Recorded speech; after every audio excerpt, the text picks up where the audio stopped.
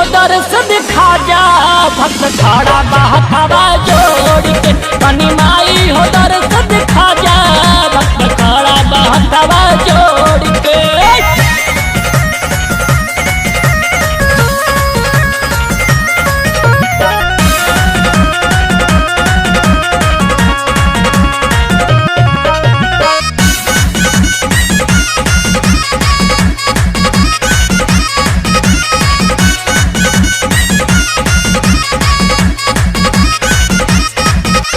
बाड़ी उपवास माई हवे मन ताजा, भगती में डूबे रही आवे बड़ा मजा।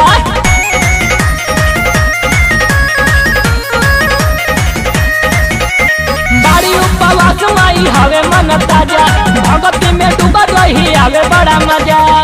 बनल बाटे आजू जतरन हो, लगल बाटे माई वतरन हो।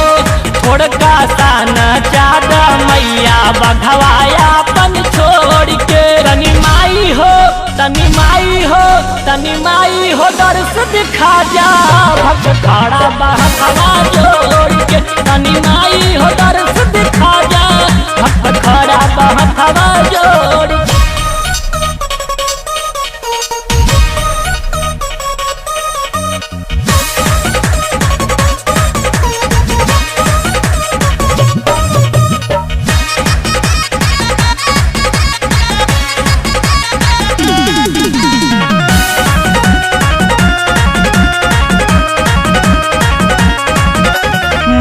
भवानी हऊ जगत कल्याणी, तू ही काली खप्पर वाली शीतला भवानी।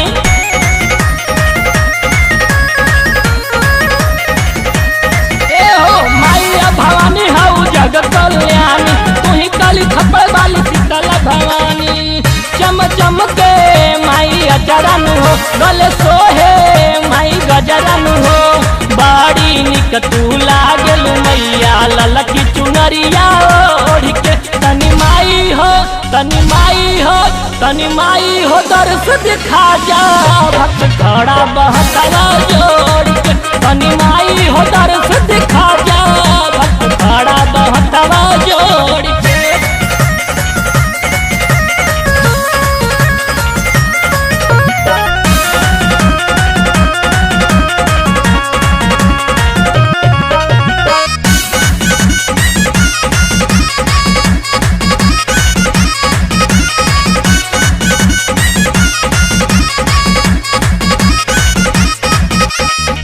विश्वास बड़ी हई हम पुजारी, रही आशीर्वाद तब छुटी ना दुआरी।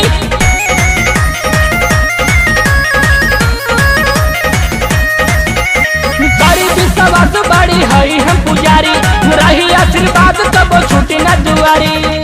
बिरजू गावे माई के पचरन हो, कोनो चली आजू न खड़न हो।